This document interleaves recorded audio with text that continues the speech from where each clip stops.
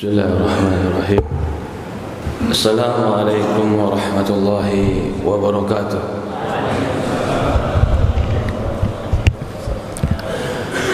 Innal hamdalillah nahmaduhu wa nasta'inuhu wa nastaghfiruh wa na'udzu billahi min shururi anfusina wa min sayyiati a'malina.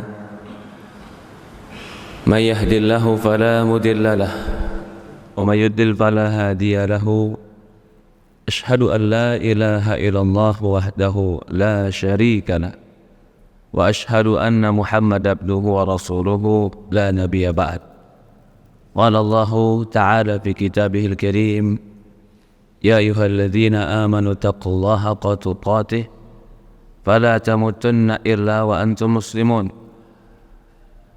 وقال الله سبحانه وتعالى يا أيها الذين آمنوا اتقوا الله وقولوا قولا سديدا يصلح لكم أعمالكم ويغفر لكم ذنوبكم ومن يطع الله ورسوله فقد فاز فوزا عظيما. Alhamdulillah, segala puja dan puji syukur kita panjatkan hanya kepada Allah Subhanahu wa taala Rabbul Alamin, serta salawat dan salam selalu kita curahkan kepada baginda Nabi kita Muhammadin sallallahu alaihi wa ala alihi wa sahbihi wasallam, kepada keluarganya, kepada para sahabatnya, juga orang-orang yang mengikuti dan mencintainya ila yaumil qiyamah. Allahumma nas'aluka ilman nafi'an wa rizqan thayyiban wa amalan mutaqabbala. Ya Allah, kami memohon kepadamu ilmu yang bermanfaat, rizki yang baik, dan amalan yang diterima di sisi Allah Subhanahu wa ta'ala. Alhamdulillah, para hadirin jamaah salat subuh, ibu-ibu dan bapak-bapak, ikhwan dan akhwat, rahimani wa rahimakumullah, yang semoga selalu dirahmati oleh Allah Subhanahu wa ta'ala. Alhamdulillah, Allah pertemukan kita subuh ini di masjid ini dengan salat subuh berjamaah. Mudah-mudahan datangnya kita ke masjid ini bukti bahwasannya kita termasuk orang-orang yang meramaikan masjid-masjid Allah Subhanahu wa ta'ala, dan semoga Allah Subhanahu wa ta'ala mencabut dan menghilangkan di hati kita dari sifat-sifat kemunafikan. Karena di antara keutamaan salat subuh berjamaah di masjid, Allah Subhanahu wa ta'ala akan menghilangkan di dalam hati seorang mukmin yang salat subuh berjamaah sifat-sifat kemunafikan. Karena di antara ciri orang-orang munafik di zaman Rasulullah SAW adalah mereka tidak salat subuh atau berat melakukan salat ke masjid. Para hadirin jamaah, bapak-bapak dan ibu-ibu, ikhwan dan akhwat yang dimuliakan dan dirahmati Allah Subhanahu wa ta'ala, di antara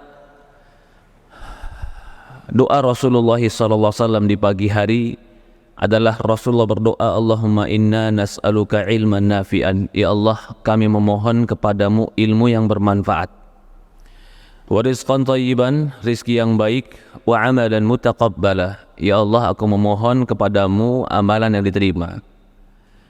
Rasulullah SAW di pagi hari minta ilmu yang bermanfaat, karena ilmu yang bermanfaat itu akan menjadi sebuah amalan atau modal yang membimbing kita untuk mendapatkan kebaikan dunia dan akhirat. Bahkan ilmu yang bermanfaat adalah ilmu yang akan mengantarkan kebaikan akhirat. Dari itulah Rasulullah SAW mengatakan dalam sebuah hadis, man yuridillahu bi khairan yufaqihu fid din. Barang siapa yang Allah inginkan untuk dia kebaikan, Allah pahamkan dia agama. Artinya Allah berikan dia ilmu bermanfaat. Orang yang Allah berikan ilmu bermanfaat, berarti Allah Subhanahu wa ta'ala inginkan untuk dia kebaikan. Dijelaskan oleh para ulama tentang makna khairan, kebaikan di dalam hadis ini. Siapa yang Allah inginkan kebaikan untuk dia, maka Allah pahamkan dia agama.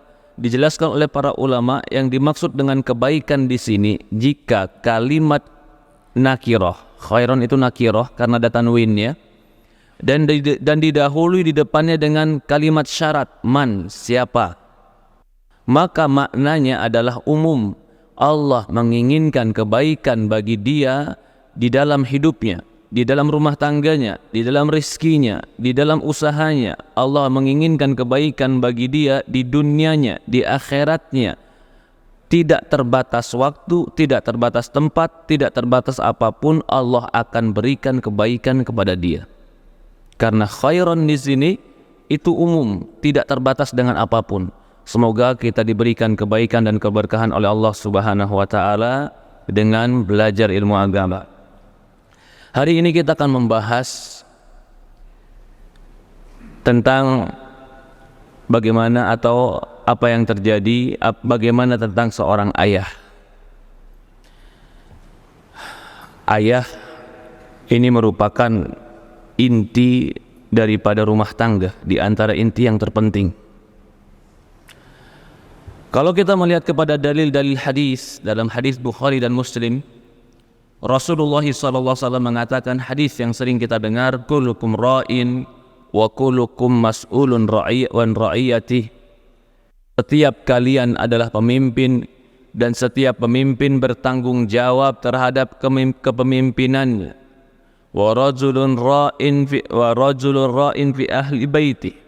Seorang laki-laki itu pemimpin di rumahnya.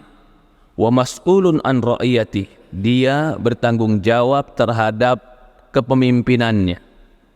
Rasulullah SAW menegaskan bahwa kepemimpinan bagi seorang laki-laki di rumahnya itu amanah dan tugas yang langsung Rasulullah SAW sebutkan.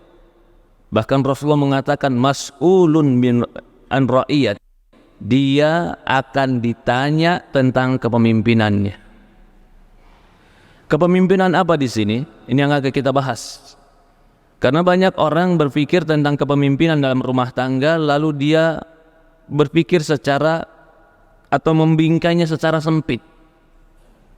Di dalam Al-Quran, Allah Subhanahu wa taala langsung menyebutkan, usikumullah fi auladikum. Kata Allah Subhanahu wa taala, Allah mewasiatkan kepada kalian anak-anak kalian. Berarti anak itu wasiat Allah kepada seorang ayah atau kepada orang tua. Karena Allah mengatakan usikumullah, Allah wasiatkan kalian. Berarti wasiat itu sesuatu yang harus dijaga, diperhatikan, bahkan itu amanah dari Allah. Fi auladikum, di dalam mengurus anak-anak kalian, kata Allah Subhanahu wa taala. Jadi tugas mendidik anak, membesarkan anak, menjaga anak, ini bukan hanya tugas dikarenakan kemanusiaan. Artinya seorang ayah tugas punya anak sebagai manusia, bukan. Tapi ini tugas ibadah dari Allah. Ini prinsip penting.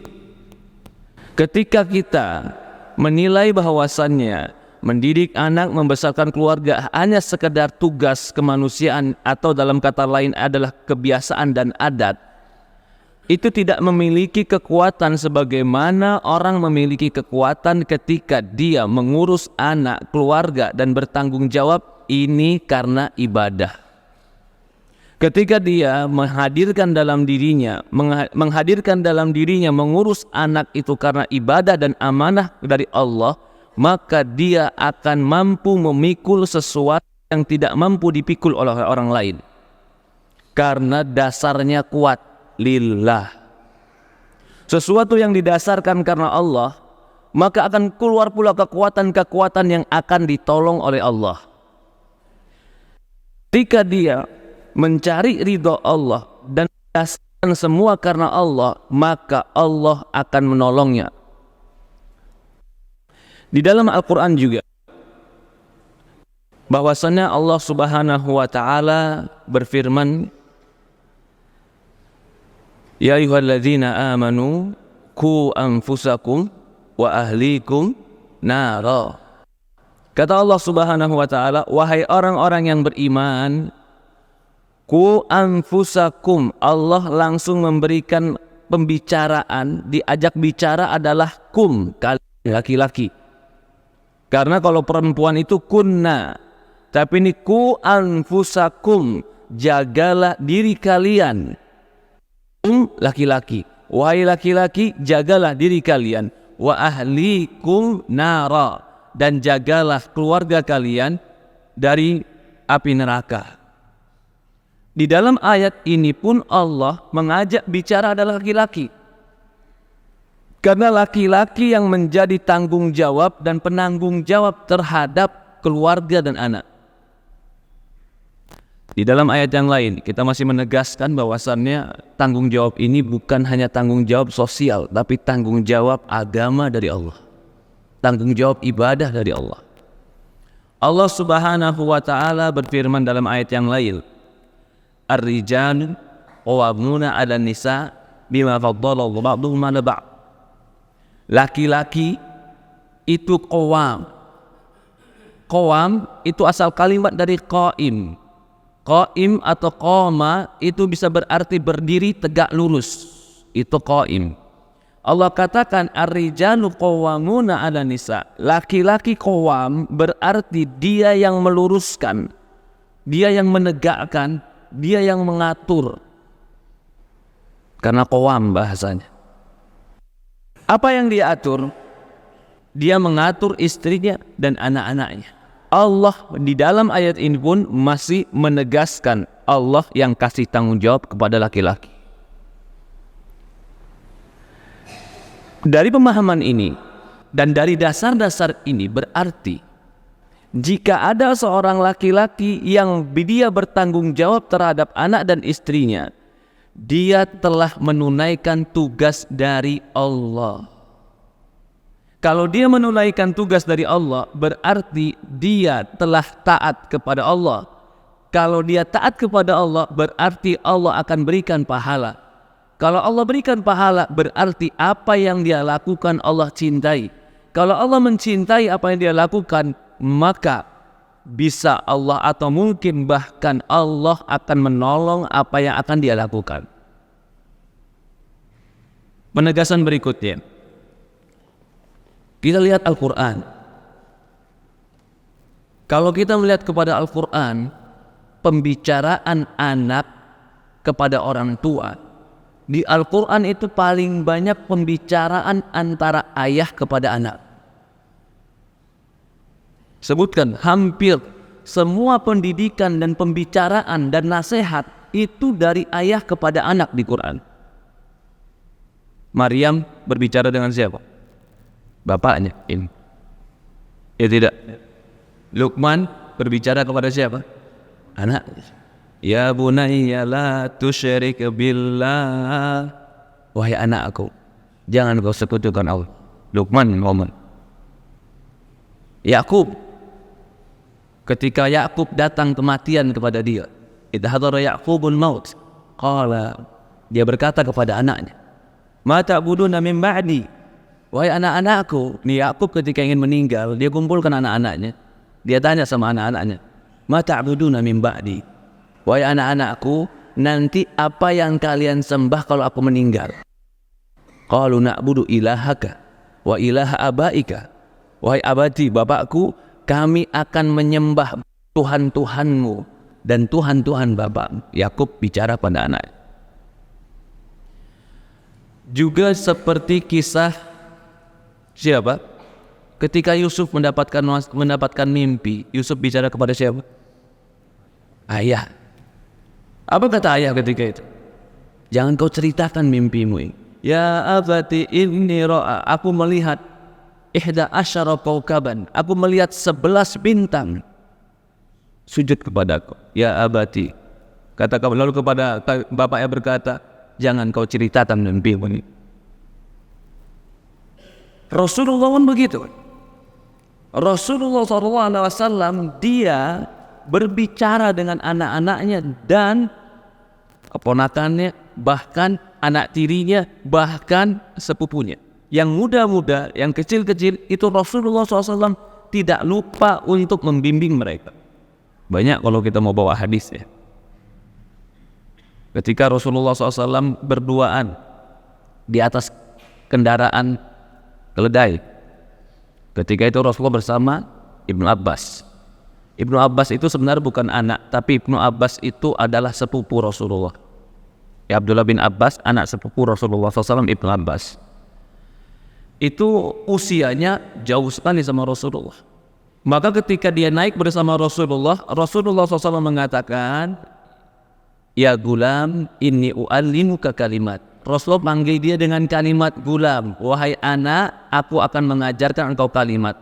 Rasulullah langsung menasehatinya. Ketika Rasulullah SAW di meja sedang makan, ada anak tirinya pun ikut makan. Anak tiri dari Ummu Salamah makan bersama Rasulullah SAW. Anak tiri, anak kecil, ketika makan, makannya dia ambil apa saja yang mau dia makan. Tangan kanan, tangan kiri dia makan semuanya. Rasulullah mengatakan, ketika itu Rasulullah mengatakan, "Ya gulam, wahai anak, samillah." Dia baca bismillah, wa kul mimma yalik. Kul biyaminik wa kul mimma yalik. Makanlah dengan tangan kananmu dan makanlah dengan yang terdekat padamu. Ini semua dalil-dalil kalau kita sebutkan di dalam Quran lebih banyak lagi, bahwasannya banyak di Quran konteks pendidikan anak itu adalah pembicaraan antara ayah dan anak, bukan pada ibu. Mengapa? Karena ayah menjadi qudwah dan contoh. Karena ayah yang bertanggung jawab.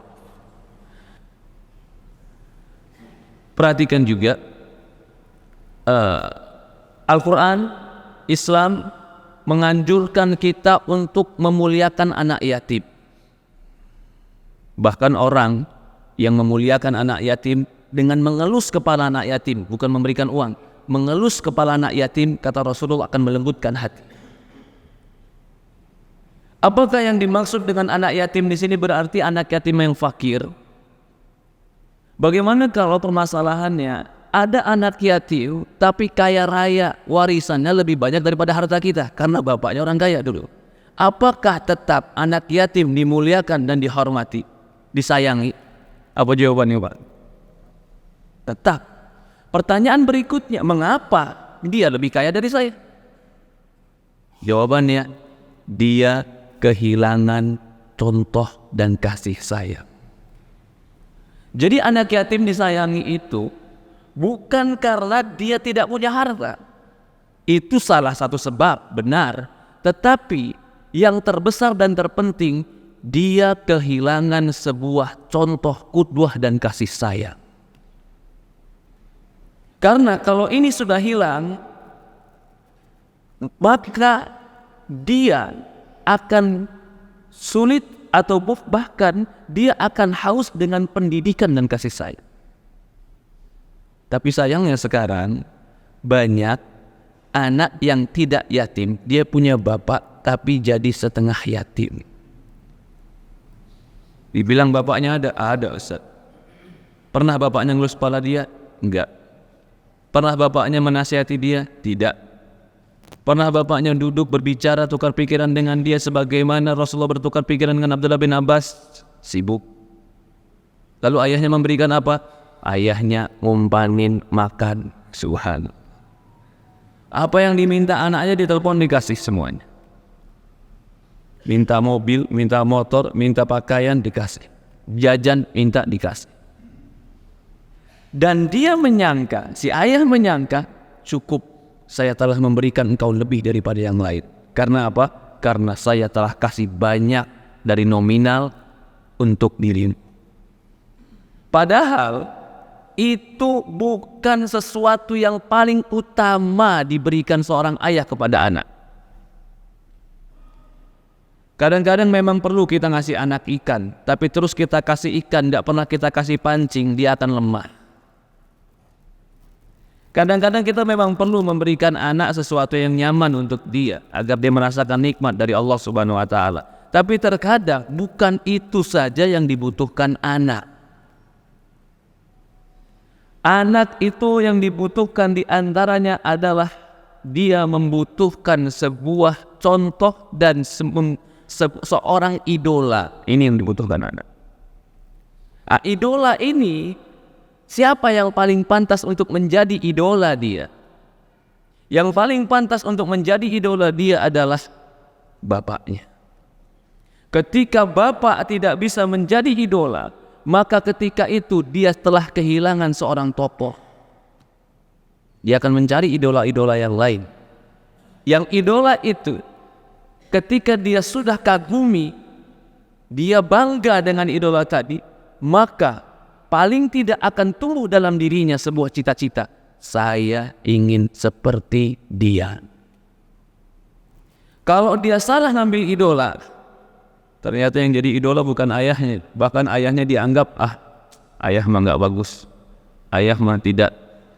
Siapa yang dijadikan idola selain ayahnya? Sehingga apa yang dikatakan ayahnya tidak menjadi petuah. Apa yang dinasihatkan ayahnya tidak menjadi petunjuk. Apa yang diperbuat ayahnya tidak menjadi sebuah kebanggaan. Apa akibatnya? Perkataan ayah menjadi kosong.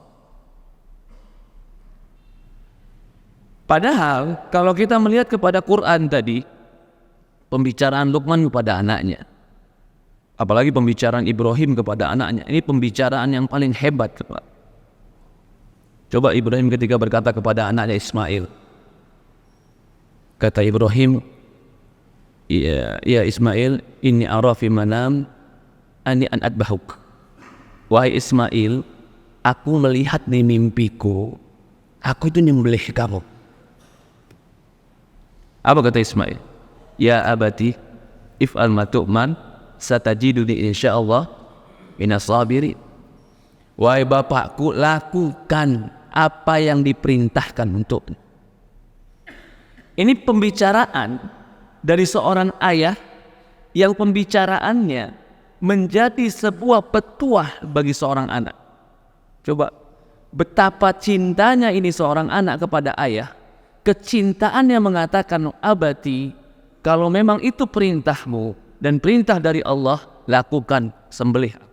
Adakah orang tua yang perkataannya sampai bisa mempengaruhi anaknya dan anaknya siap disembelih? Kalau orang bilang, oh ini kehebatan Ismail, betul, ini kehebatan Ismail tanpa ragu. Tapi ini pun kehebatan Ibrahim. Kenapa? Ucapannya bisa mempengaruhi anaknya sampai anaknya siap disembelih ayahnya. Adakah kepatuhan yang lebih tinggi daripada kau serahkan jiwamu supaya ku sembelih? Sekarang orang tua, Pak, jangankan minta anaknya, nak sini ku sembelih, jangan. Bilang sama anaknya saja, nak ambilin bapak kopi. Nggak usah yang susah, ambilin bapak kopi di dapur dari umimu. Sebagian anak aja nggak mau dengar bapaknya. Itu baru kopi ya suruh ambil.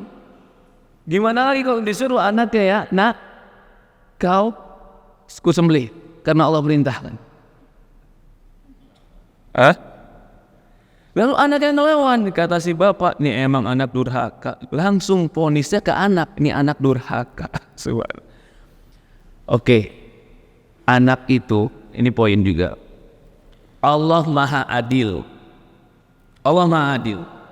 Semua anak dilahirkan dalam keadaan start yang sama, mulai yang sama. Semua lahir dalam keadaan nangis, semua lahir dalam keadaan tidak bisa berjalan, semua lahir dalam keadaan buta, nggak bisa melihat, sampai beberapa hari kemudian melihat.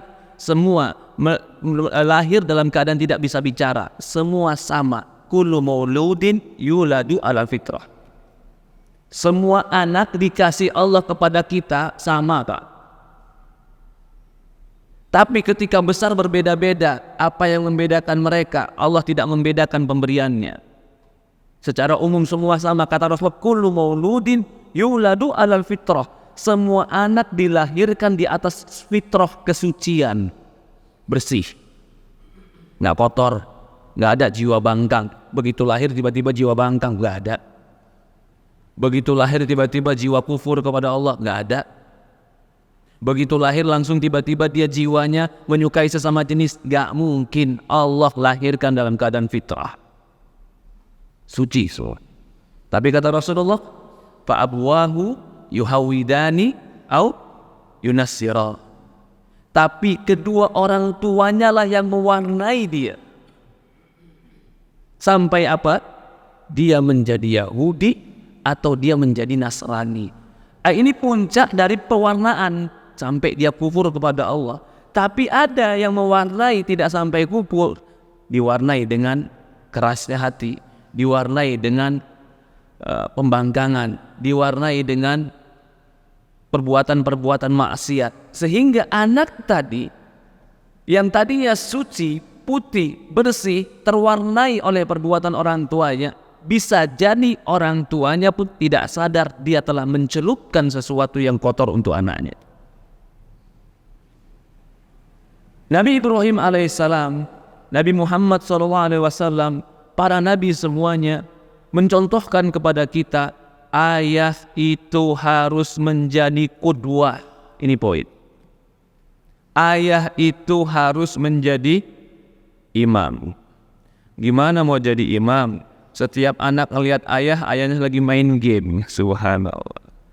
Main game. Nak, jangan ganggu ayah, nak. Ngapain ya? Bentar lagi menang ayah. Oke. Besok anaknya main game. Sama ibunya bilang, nak, jangan main game terus, belajar. Ntar mak, bentar lagi menang. Lalu si ibunya marah sama anak, karena main game terus. Anak nggak bilang, kadang-kadang anak nggak bilang, ayah juga main. Tapi kadang-kadang yang pintar juga ngomong, iya ayah juga main. Tapi ketika dia menunjukkan sebuah perbuatan yang nggak merasa bersalah, ada sedikit celupan yang dicelupkan oleh ayah nggak sadar. Maka itu menjadi seorang ayah yang terhebat bukan hanya bisa mengenyangkan perut dan menyehatkan badan. Kalau cuma bisa mengenyangkan perut dan menyehatkan badan, maaf, Mbak juga bisa menyamin perut anak. Dia tinggal bawa anaknya makan rumput. Tapi yang terbesar tanggung jawab seorang ayah, kau menjadi qudwah, imam. Yang namanya imam di depan. Kalau imam di belakang dan masbuk bukan imam. Yang namanya imam, ucapannya didengar, Allahu Akbar, yang lain bilang Allahu Akbar. Yang namanya imam, gerakannya dicontoh. Kalau dia ruku, semua ruku. Itu imam. Kalau dia menjadi imam, dia cuma megang mic, yang lain disuruh sholat, dia bilang, ayo Allahu Akbar, takbir. Tapi dia nggak sholat. Dia cuma megang mic, Allahu Akbar, semua takbir. Itu bukan jadi imam namanya. Lah sama begitu juga. Orang tua kadang-kadang ayah ini pulang kerja, capek. Habis itu duduk depan teras, mau dekat maghrib, bilang sama anak apa? Nak, ayo siap-siap semuanya ke masjid. Ambil sarung, wudhu. Anak ambil sarung, wudhu. Ayo cepat ke masjid. Pergi ke masjid. Si ayah di mana? Masih depan teras sambil ngerokok. Bentar lagi ayah belakangan. Akhirnya anaknya ke masjid, Pak. Betul anaknya ke masjid, tapi di masjid jadi main bola, main sarung-sarungan, pukul-pukulan sarung. Yang pusing siapa? Pengurus masjid. Mau dimarahin, nanti bapaknya malah datang. Nggak dimarahin. Masjid bukan tempat sholat, malah tempat main. Lalu dibilang nanti anaknya ditegur, jangan tegur. Berani-berani kamu tegur anak saya, kamu nggak kenal siapa saya. Ya subhanallah. Padahal anaknya bukan sholat di masjid, malah bikin onar di masjid. Kenapa? Bapaknya nggak jadi imam. Karena bapaknya tidak bersama dia untuk ke masjid. Orang tua, ayah, inilah tugasmu. Kau menjadi contoh. Coba lihat. Tanpa sadar, kita masih kembali nih. Anak itu fitrah, suci. Kita yang mewarnai, sadar atau nggak sadar, kita yang mewarnai. Contoh saja. Betapa banyak contohnya. Anak masih kecil 2 tahun, 3 tahun. Ngelihat kebiasaan ayah. Ayahnya kalau mau kerja pakai sepatu, habis itu ambil tas, habis itu berangkat kerja. Oke. Itu kebiasaan yang dia lihat. Ayahnya nggak pernah bilang kepada anaknya, nak, ayah kalau mau kerja pakai sepatu, ngambil tas, baju rapi, ayah pergi. Nggak pernah ngomong. Cuman ayahnya selalu setiap pagi rutinitasnya kayak begitu. Pakai sepatu, baju rapi, ambil tas pergi. Suatu hari ketika anaknya main-main, apa yang dia mainkan? Dia ambil sepatu bapaknya, dia ambil tas bapaknya, dia bilang apa? Maknya, mak mau kerja. Iya kan? Ini loh, sederhana betul, tapi bukan itu yang kita lihat. Yang kita lihat ternyata dia memantau, melihat, mencontoh kita. Ini kalau sedang sepatu yang dipakai bapaknya yang dia contoh. Kalau setiap hari yang dilakukan bapaknya adalah kekerasan, kemalasan, kemaksiatan. Setiap hari berulang yang dia lihat marah, yang dilihat keras, yang lihat kaku, yang dia lihat adalah kemaksiatan. Ayah nggak pernah mengatakan, ya anakku jadikanlah kau keras, jadikanlah kau marah, nggak pernah. Tapi yang berulang dan terus berulang dia lihat, itu akan menjadi guru bagi dia. Kalau begitu mana yang lebih susah? Menjadi qudwah yang memberikan akhlak yang baik atau ngasih makan, Pak? Anak itu perut cuma satu, Pak. Bapak bawa pulang ke rumah 1 karung beras, nggak mungkin dimakan sehari sama dia. Dia cuma butuh makan sepiring. Bahkan sepiring pun kadang nggak habis. Bahkan setengah piring pun dia udah kejar-kejaran sama ibunya supaya habis tuh setengah piring. Belum tentu habis juga.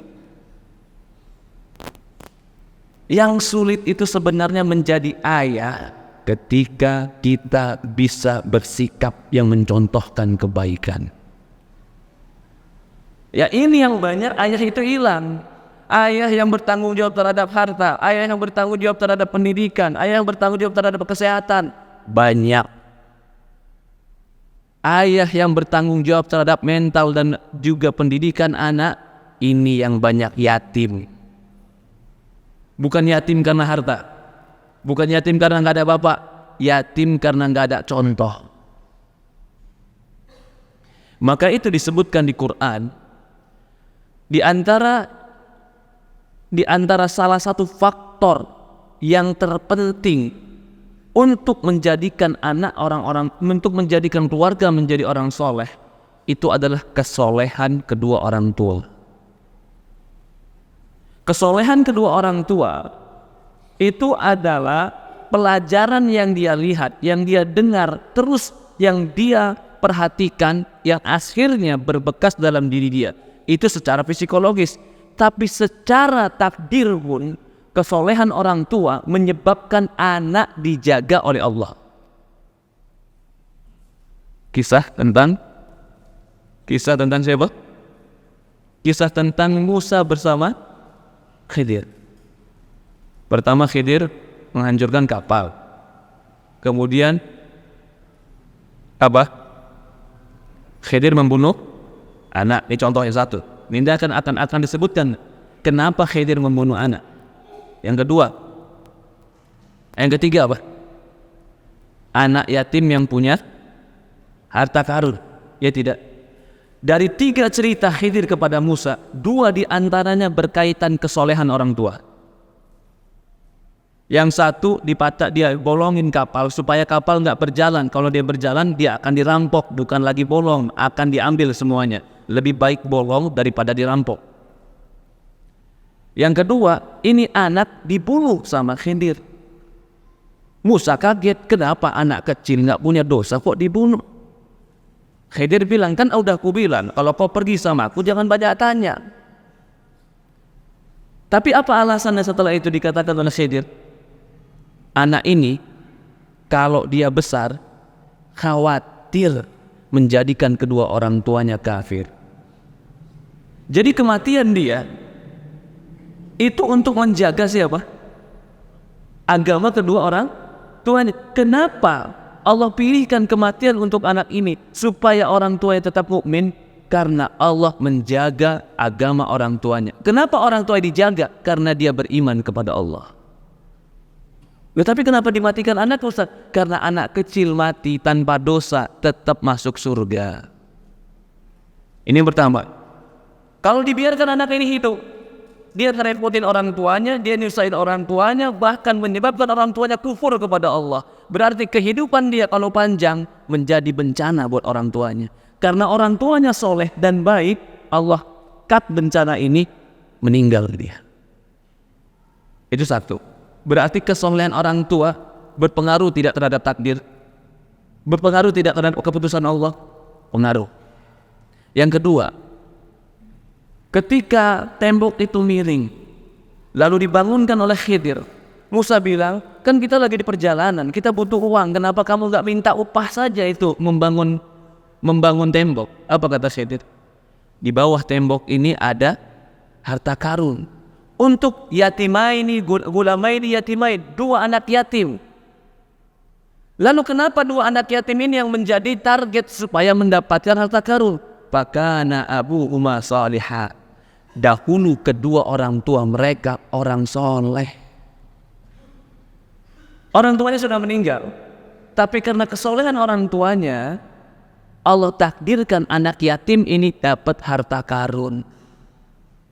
Kembali kepada poin kita, berarti kesolehan orang tua mempengaruhi ketentuan Allah untuk anak. Pemahaman terbaliknya,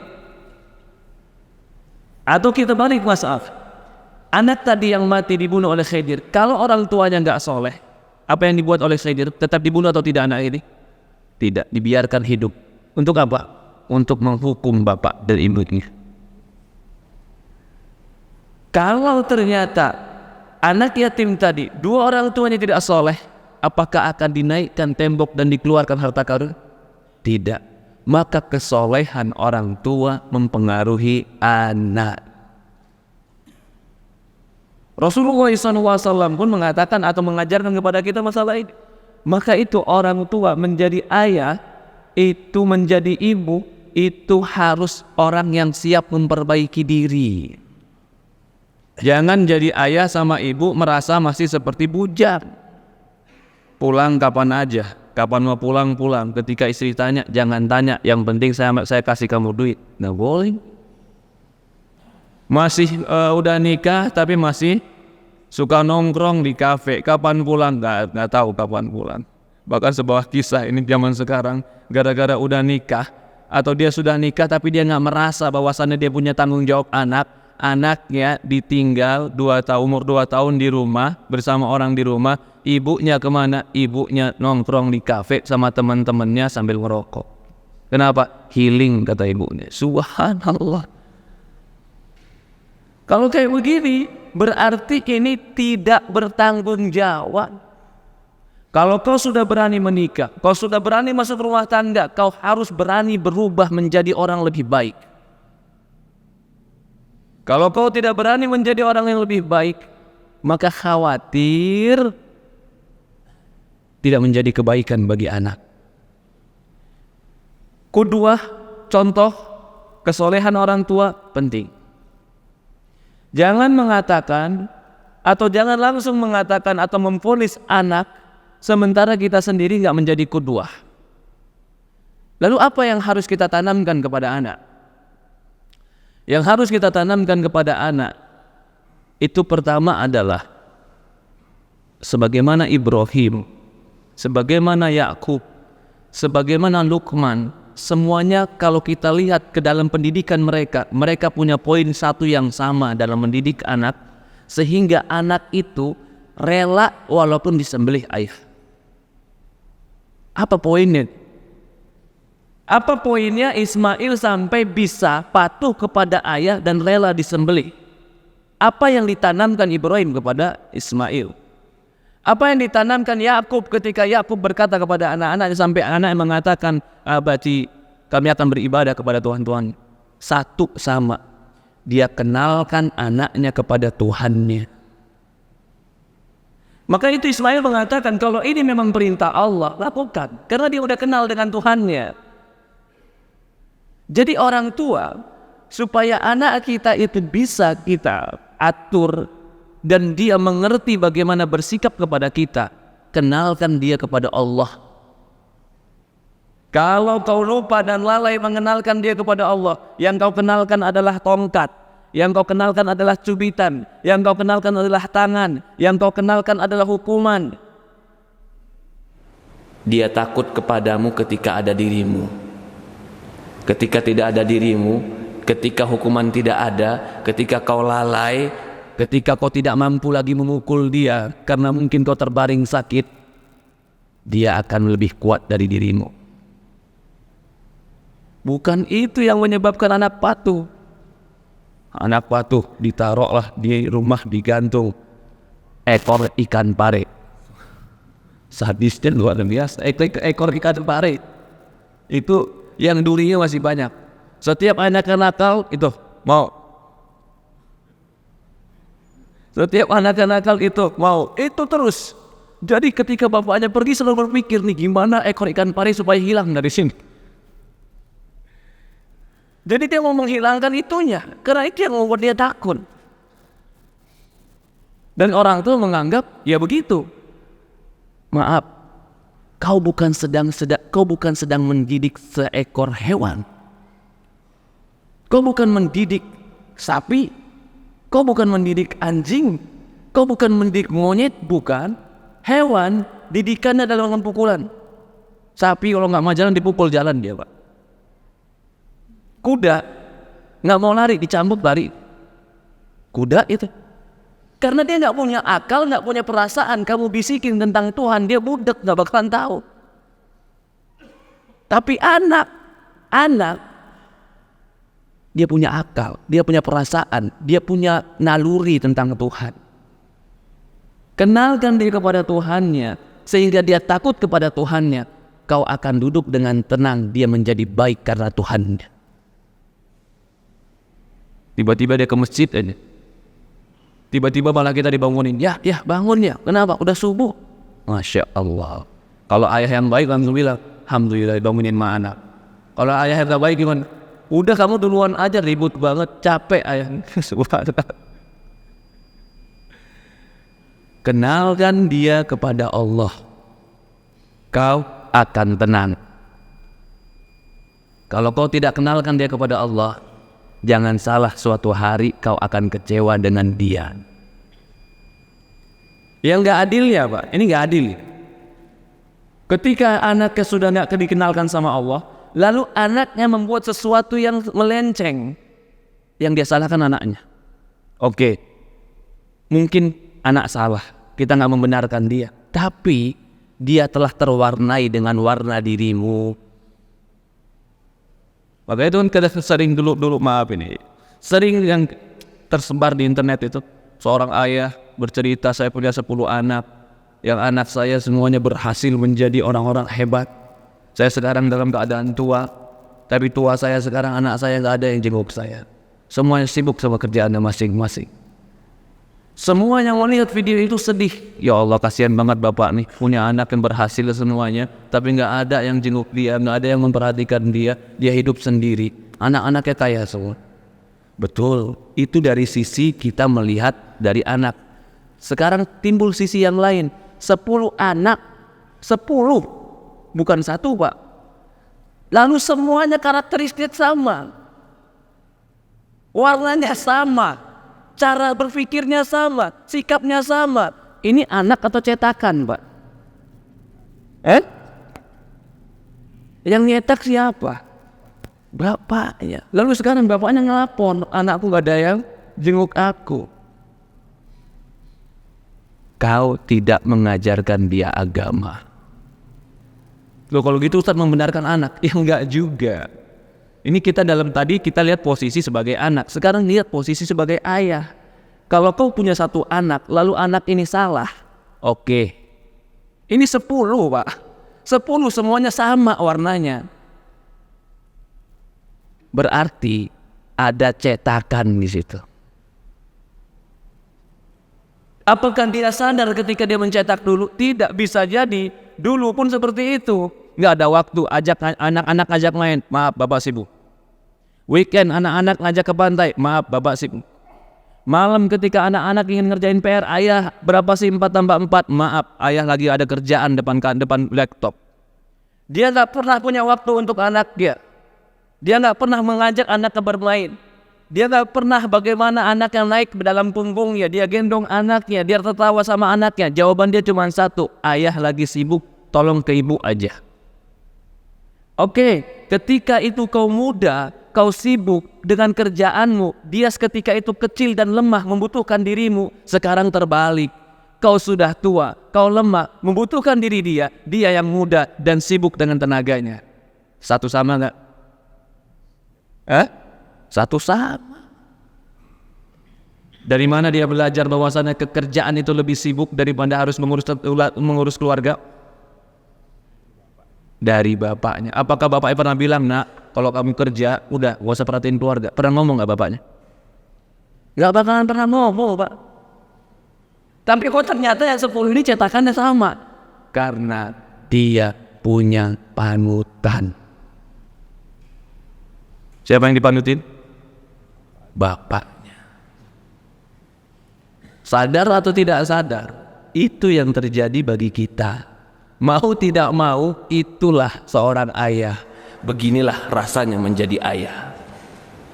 Ucapanmu jadi contoh, perbuatanmu jadi contoh, tingkah lakumu jadi contoh, pakaianmu jadi contoh. Pakaian saya jadi contoh, Pak. Itu anak orang tua yang pakai kacamata, pasti kacamata pernah dimainin anak. Pengen main pakai kacamata, itu pasti. Dia pengen seperti ayahnya. Kalau begitu, ajari anak kita agama. Kalau kau tidak ajari anakmu agama, kau yang akan menyesal. Tapi kalau kau ajari dia agama, dia tahu tentang Allah, dia tahu tentang bakti kepada orang tua, dia tahu tentang pahala berziarah kepada orang tua, dia tahu bagaimana dosa membangkang pada orang tua. Dia tahan dirinya bukan hanya karena dirimu, bukan karena takut dengan cambukmu, tapi dia takut dengan Tuhannya. Wah, ini yang penanaman, inilah yang akhirnya ditanamkan Ibrahim, sehingga Ismail mengatakan, ya abati if'al ma tu'mar. Wahai bapak, aku lakukan apa yang diberitakan oleh Allah. Inilah yang ditanamkan Luqman, sehingga anaknya betul-betul patuh pada Luqman. Apa kata Luqman pertama kali? Ya bunayya la tusyrik billah. Tuhan dulu yang dikenalkan ini sama dia. Inna syirka la zulmun azim. Kesyirikan itu kezaliman yang sangat besar. Kita sampai jam berapa? Sudah lewat? Sudah cukup? Oh, sudah cukup, Pak, insya Allah. Mungkin ada pertanyaan 5 menit. Minta waktu 5 menit, ada pertanyaan. Intinya, ayo menjadi ayah yang lebih baik. Kalau kita mau memetik buah yang lebih baik, jangan pernah bermimpi mendapatkan durian kalau yang ditanam cempedak. Jangan pernah mimpi makan durian kalau yang ditanam adalah nangka. Gak mungkin. Jadi ayah itu harus menjadi qudwah. Allahu a'lam. Mungkin ada pertanyaan, dipersilahkan. Silahkan, Pak. Allah. Assalamualaikum warahmatullahi wabarakatuh. Waalaikumsalam warahmatullahi wabarakatuh. Saya punya artikel jawab 14 tahun yang lalu. Masya Allah. Menjelaskan bahwa kecanduan pornografi itu lebih parah penyembuhannya dibandingkan kecanduan narkotik. Subhanallah. Karena dia akan membuat pengecilan otak katanya. Itu penelitian dari Amerika juga. Nah, yang saya ingin tanyakan, bagaimana cara orang tua dan guru untuk menasihati anak dan murid? Nah, itu aja, Ustaz. Makasih. Assalamualaikum warahmatullahi wabarakatuh. Waalaikumsalam warahmatullahi wabarakatuh. Yang sud. Iya. Kalau nggak begini nggak merasa di Bali, Pak. Berarti saya di Bali sekarang ini. Perhatikan ini. Ya subhanallah, Pak. Darurat pornografi. Nggak berlebihan kita mengatakan sekarang darurat pornografi. Dan apa yang dikatakan oleh Bapak tadi sebagai sebuah tambahan informasi bahwasannya pornografi terkadang bahkan bisa lebih bahaya daripada kecanduan narkotika, ya Pak ya, alkohol atau semisal dengan itu. Ya mungkin itu memang benar, dan saya yakin itu benar, Pertama, penelitian. Yang kedua, dampak. Orang kena canduan narkoba itu bisa kelihatan dan akan ada kekurangan dan turun fisik secara signifikan. Ketika turun fisik signifikan, akan berusaha berubah dan berhenti dari narkotika. Tapi kecanduan pornografi itu tidak akan ada perubahan fisik secara signifikan terlihat. Ya mungkin tadi otak mengecil, konsentrasi hilang, nggak bisa menjadi orang yang lebih konsentrasi. Itu kan nggak terlalu kelihatan dalam fisikis, hanya kelihatan dalam mental dan jiwa. Maka dari itu, pornografi itu berbahaya. Berbahaya dari apa? Berbahaya bagi mental, akal, dan jiwa seseorang. Kita tadi katakan bahwasannya semua anak itu dilahirkan dalam keadaan fitrah suci sama. Dia akan terwarnai dengan lingkungan yang mewarnainya dan pendidikan yang mewarnai. Begitu pula masalah kecondongan seksual. Semua anak itu yang perempuan pasti sukanya sama laki-laki, yang laki-laki sukanya sama perempuan. Itu fitrah kesucian. Apa buktinya bahwasanya itu fitrah kesucian? Buktinya hewan saja nggak punya akal tapi tahu mana yang tangannya. Itu berarti fitrah namanya. Tetapi kalau pertanyaan berikutnya, mengapa ada orang yang menyukai sesama jenis? Salah satu faktor yang terbesar adalah pornografi. Pornografi, Pak. Ini contoh begini. Ketika orang tuanya nggak pernah ngajarin, Ustaz. Iya, tapi yang ngajarin dia ini. Yang ngajarin dia HP. Kalau dulu mungkin ketika belum ada internet yang bebas seperti sekarang, anak-anak muda itu sulit untuk mencari pornografi. Akhirnya, zaman dulu banyak apa yang terjadi, Pak? Kalau dulu di Jakarta di tahun-tahun 90-an sampai akhir-akhir 96, 97 sebelum masuk 2000, yang sering terjadi adalah perkelahian pelajar. Kalau sekarang bukan. Sekarang seks bebas yang terjadi di antara pelajar. Kenapa? Karena mereka mengaksesnya di sini. Lalu yang lebih parah, setiap mereka melihat yang ditonton, sementara mereka masih muda, belum tahu hakikat rasa, cuman punya dorongan syahwat yang menggebu dan merasakan bahwasannya itu sebuah kenikmatan. Plus dia nonton, begitu dia nonton, yang dia tonton acting, sedang menggambarkan kenikmatan yang paling puncak. Bayangkan, dalam jiwa dia ada dorongan, lalu yang bermain pun dalam keadaan acting yang menunjukkan kenikmatan yang paling nikmat. Terhipnotis besar kepada dia. Itu terhipnotis besar, Pak. Betul-betul langsung terfikir oleh dia. Padahal dia belum tahu. Karena dia baru besar, 15 tahun, 16 tahun. Belum tahu rasanya. Tapi ada rasa dalam jiwa. Plus yang memerankan pun sedang menipu dia bahwasannya ini nikmat sekali. Apa yang terjadi kira-kira, Pak? Akan bergejolak dalam diri dia. Gejolak ini kalau tidak dituangkan akan menjadi risau dalam jiwa.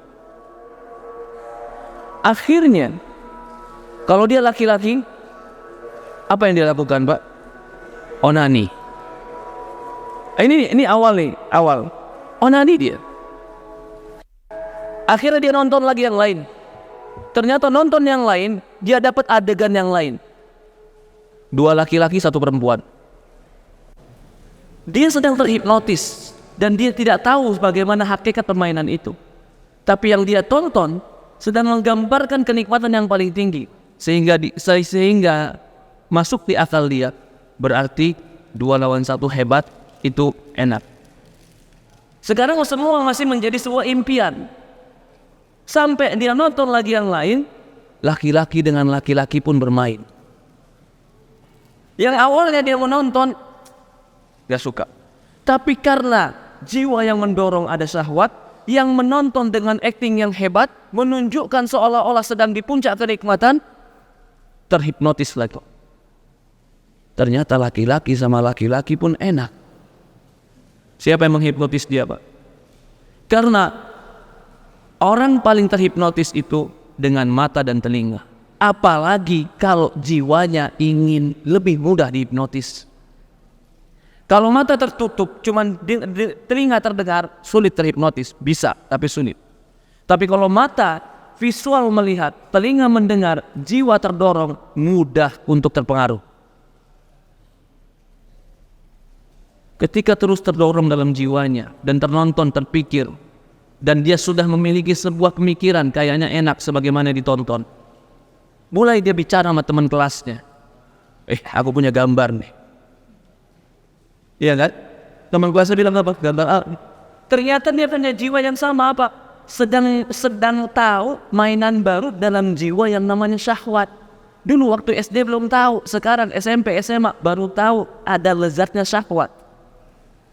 Temennya pun merasakan lezat yang sama. Tadinya Pak, cuma tuker-tukeran video, nonton bareng, oke?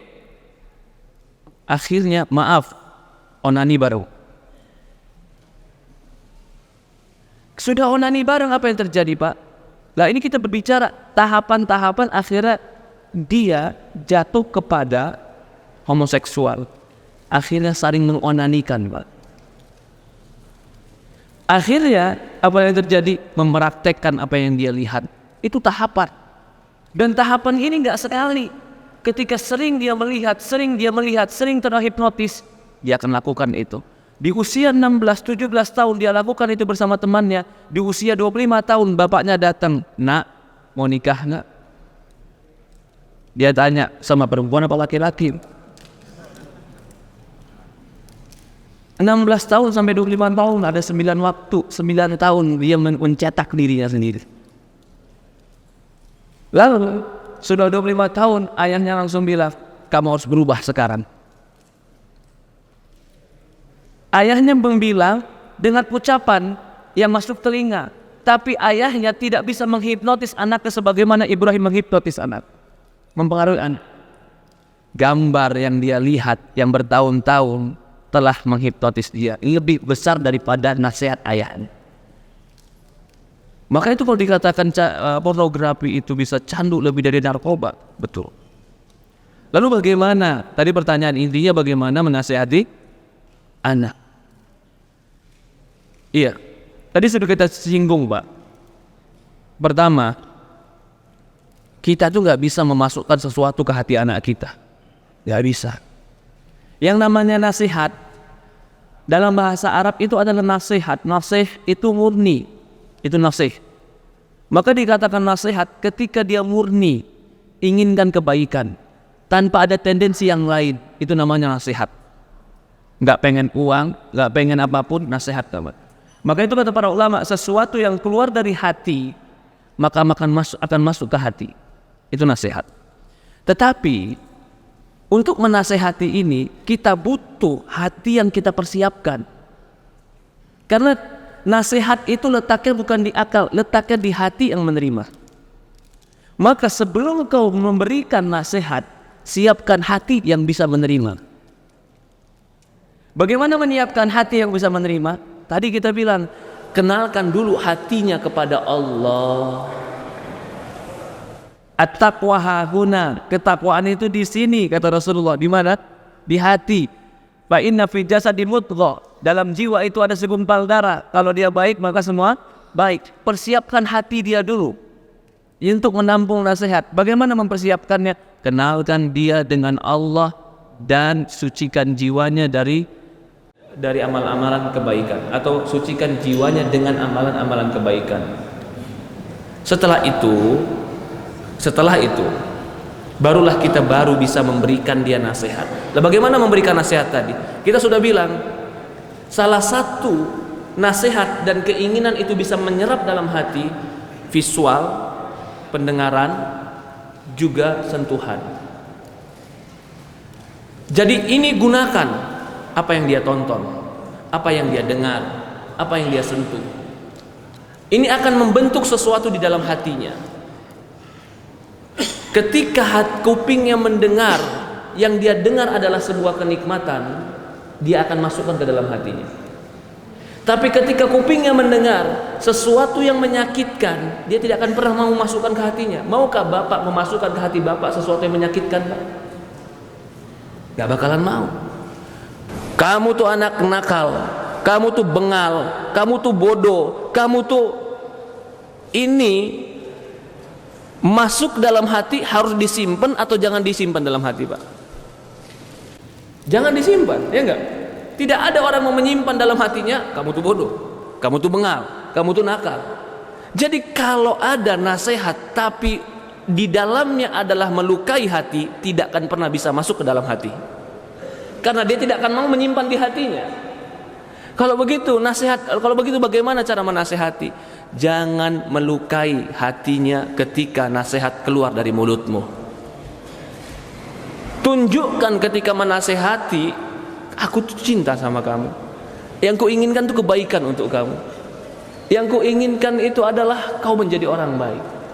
Kamu tuh orang hebat. Kamu tuh orang yang kucintai. Kamu tuh orang yang kukagumi. Kamu tuh belahan jiwaku. Ketika dia merasakan itu dari seorang ayah, dia malu sama ayahnya. Iya ya, maaf aku berbuat jelek. Kenapa? Dia merasa bahwasannya dia ini idola, dia ini kesayangan, dia ini belahan jiwa dari orang tua.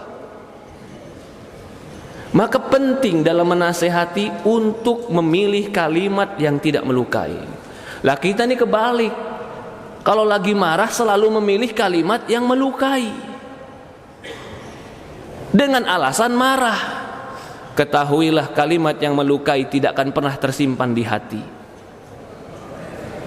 Maka itu Rasulullah SAW ketika menasihati Abdullah bin Abbas, ya gulam, ihfadillaha yahfadka. Dia panggil dulu dengan kalimat yang melembutkan dan masuk ke dalam hati. Wahai anak yang kucintai, gulam itu anak kecil yang kusayang. Udah masuk nih ke hatinya.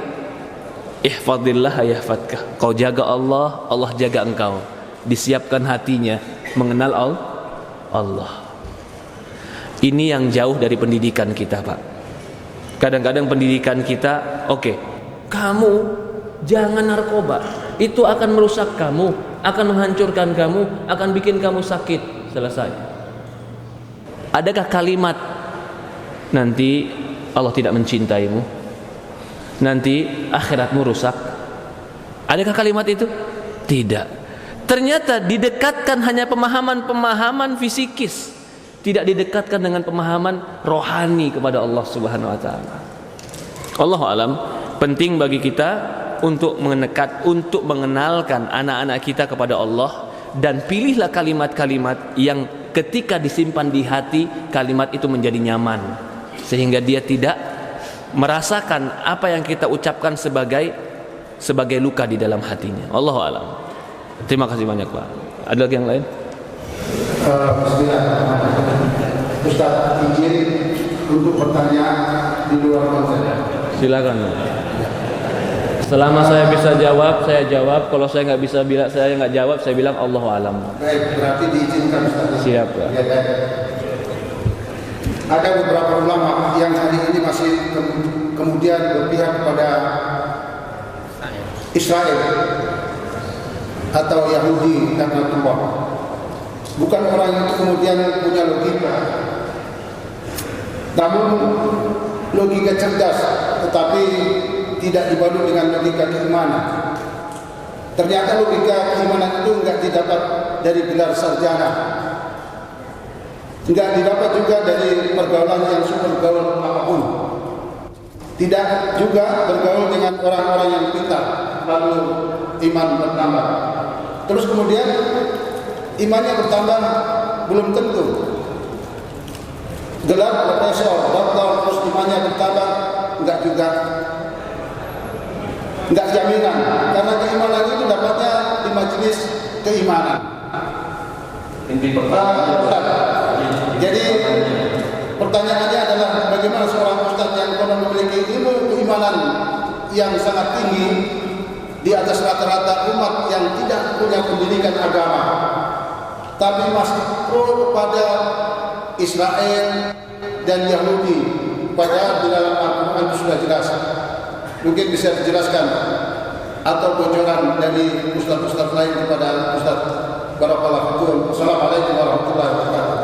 Waalaikumsalam warahmatullahi wabarakatuh. Iya, sebenarnya kalau berbicara tentang Palestina, berbicara tentang Israel, ya sebagaimana kita tahu, nggak usah bicara tentang iman, bicara tentang hati saja orang sudah tahu bahwasannya perbuatan mereka itu bejat. Nggak usah bicara tentang iman, bicara seorang ibu yang punya rasa tentang anak, bicara seorang ayah yang punya rasa terhadap bayi. Singa saja punya perasaan kepada anak. Jadi kalau kita berbicara tentang Israel atau berbicara tentang Palestina, lalu berkaitkan dengan iman, sebenarnya kalau akal orang yang benar, jiwa yang suci, bahkan mempunyai fitrah kemanusiaan yang benar, cukuplah menunjukkan dia harus membela Palestina dan menyalahkan Yahudi. Harus. Siapa yang membenarkan pembunuhan seperti itu? Tidak ada yang membenarkan. Allah alam. Lalu tadi dikaitkan iman dengan gelar profesor, doktor dan semisalnya.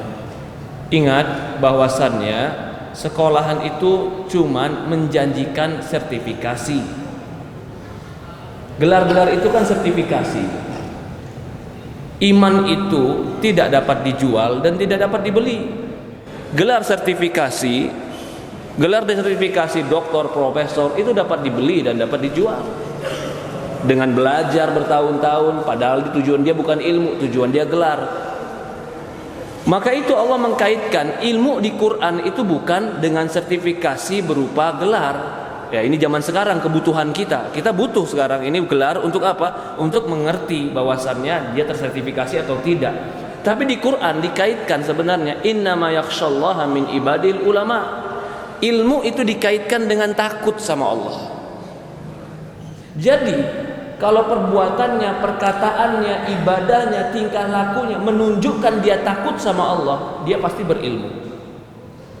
Kalau dia perbuatannya, ucapannya, tingkah lakunya tidak menunjukkan takut kepada Allah, bahkan memutarbalikkan ayat-ayat Al-Quran untuk membela kesalahannya, dia nggak berilmu. Walaupun dia tersertifikasikan dengan gelar-gelar dia, karena sertifikasi gelar itu bukan menentukan dia berilmu di sisi Allah. Karena berilmu di sisi Allah patokannya innama yakhsyallaha min ibadihil ulama. Ulama itu kata Allah mereka yang takut kepada Allah Subhanahu wa taala. Jadi kalau mereka takutnya cuma karena duit, dikasih ke sini duit ngomongnya A, dikasih ke sini duit ngomongnya B, itu bukan takut sama Allah namanya, takutnya sama duit. Berarti ulama uang namanya, bukan ulama agama. Ya. Jadi simpel saja. Ulama itu orang takut sama Allah. Sertifikasi itu bukan jual iman, itu cuma tanda dan bukan pasti dia berilmu. Allah alam. Mungkin ini saja ya Pak. Saya ucapkan terima kasih banyak terutama kepada teman-teman, bapak-bapak dan ibu-ibu yang telah hadir, kepada yang telah bertanya, juga kepada panitia semuanya, kepada orang-orang tua yang telah hadir di sini, kepada pengurus semuanya. Terima kasih banyak. Semoga Allah berkahi masjid kita. Allah jadikan masjid ini tempat perkumpulan yang baik. Allah jadikan pula orang-orang yang kumpul di masjid ini di atas keimanan, dan Allah kumpulkan kita di akhirat sebagaimana Allah kumpulkan kita di masjid ini. Kita tutup dengan doa kafaratul majlis. Subhanakallahumma wa bihamdika asyhadu an la ilaha illa anta astaghfiruka wa atubu ilaik. Assalamualaikum warahmatullahi wabarakatuh.